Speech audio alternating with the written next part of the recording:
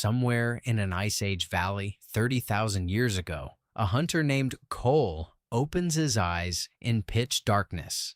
The fire has burned down to embers. His whole family is asleep, but Cole is wide awake in the middle of the night. He panics for a second. Is something wrong with him? Why can't he sleep straight through, like everyone seems to? Then he hears it, rustling nearby. His older sister is awake too. So is his uncle, quietly poking the fire back to life. Turns out, almost nobody in Cole's world slept in one unbroken block. Waking at night wasn't a problem. It was just an ordinary night. Here's the twist. For most of human history, sleeping straight through the night wasn't normal. It's actually the strange modern exception. So if you've ever bolted awake at 3 a.m., staring at the ceiling, convinced something's broken, take a breath. You're in ancient company. This is the story of the sleep humans actually evolved to have, and how we convinced ourselves it was a disorder. So what changed? To answer that, we jump forward thousands of years to a history professor digging through dusty old diaries. In the 1990s, historian Roger Ekirch started noticing something strange buried in centuries of court records, letters, and medical texts. Over and over, ordinary people described two separate sleeps in one night, with a name for each: first sleep and second sleep. A 1590s murder trial, a physician's casebook, even Chaucer's Canterbury Tales.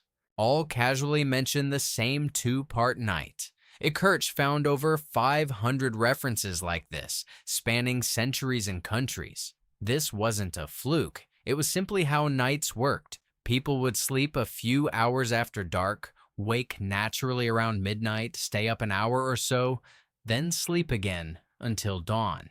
That waking window even had a name: the watch.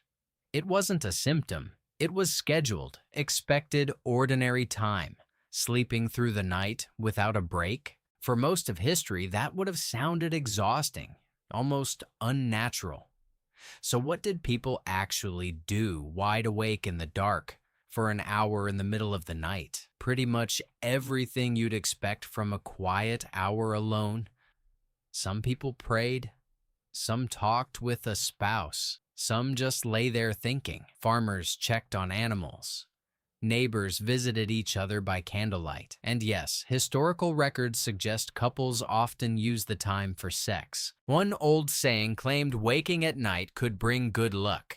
Villagers apparently treated the watch as almost sacred, never a curse. If your brain is currently doing the math on your own 3 a.m. wake-ups, hit subscribe. This gets even stranger from here, because the watch wasn't just cultural. It turns out your body might be biologically wired to expect it. Sleep isn't one long tunnel your brain switches off in. It's built more like a house with rooms and a hallway in between. That hallway, the quiet wakeful bit at midnight, might be a leftover instruction manual older than civilization itself. In 1992, psychiatrist Thomas Vare ran an experiment. He put volunteers in near total darkness for 14 hours a night for a month. No light bulbs, no screens, just darkness, the way nights looked before electricity existed at all. Within weeks, the volunteers' sleep split itself in two, all on its own. 4 hours of sleep, an hour or two awake, then 4 more. Nobody taught them to do this. Their bodies just remembered the old pattern the moment modern light disappeared. During that awake hour, Vare's subjects showed high levels of prolactin, the same calm hormone nursing mothers produce. Their brains weren't panicking. They were resting quietly awake, somewhere between deep sleep and full alertness. Think of it like a movie with an intermission. You didn't stop watching the film. You just got a built-in pause in the middle. Biologically, this tracks. Most mammals sleep in multiple chunks throughout a day. Humans sleeping in one long block is the unusual one. So the ancient wiring wasn't broken.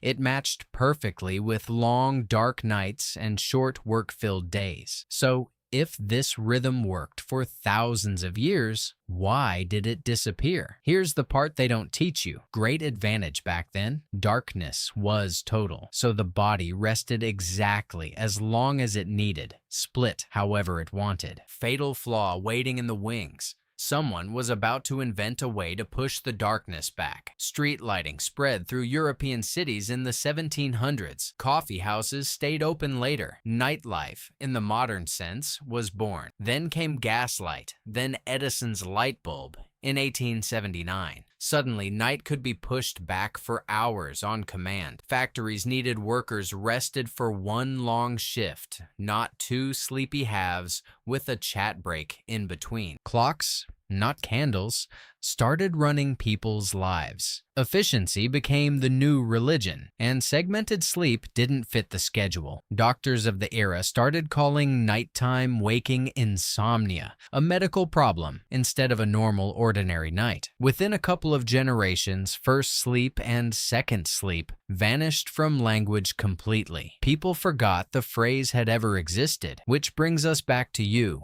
Wide awake at 3 a.m., wondering what's wrong with your brain. Maybe nothing's wrong. Maybe your body is running software tens of thousands of years old in a world that stopped supporting it. Modern sleep isn't a biological law, it's a scheduling decision made by factory owners a few hundred years ago. That doesn't mean chronic insomnia isn't real or that bad sleep can't hurt you. It absolutely can, and doctors should be part of the conversation. But one quiet wake up in the dark with no anxiety attached? That might just be your ancestors checking in. Here's the aphorism worth remembering. Your body isn't broken at 3 a.m. It's just older than your alarm clock. Some sleep researchers now suggest lying calmly in the dark without checking a phone might be closer to what the body actually wants. No screens, no panic, just the quiet hour our ancestors had built into every single night for most of history. Which raises a bigger question. How much of what feels wrong about our bodies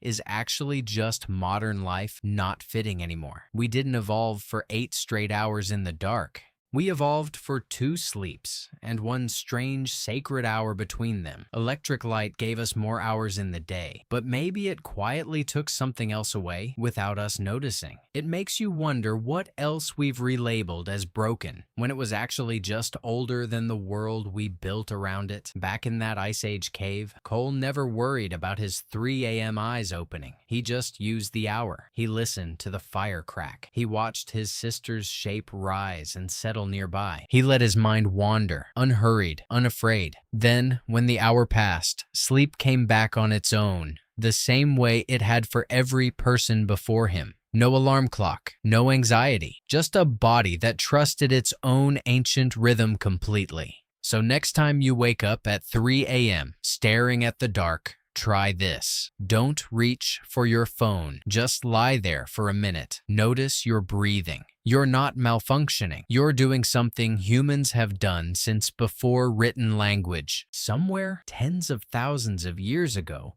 Cole is doing the exact same thing under a much older sky. 2 sleeps. 1 quiet hour between them. It wasn't a glitch in the human body. It was the original design. We didn't fix sleep when we invented the light bulb. We just replaced one rhythm with a stricter, less forgiving one. Maybe the real question isn't why you can't sleep through the night. It's why we ever expected anyone to. Your 3 a.m. wake up isn't a modern malfunction. It's an ancient inheritance, quietly showing up right on schedule. Cole closes his eyes again as the sky starts to lighten. His second sleep begins, just like it always does. And somewhere, thousands of years later, so does yours. Sleep well, however many pieces it comes in.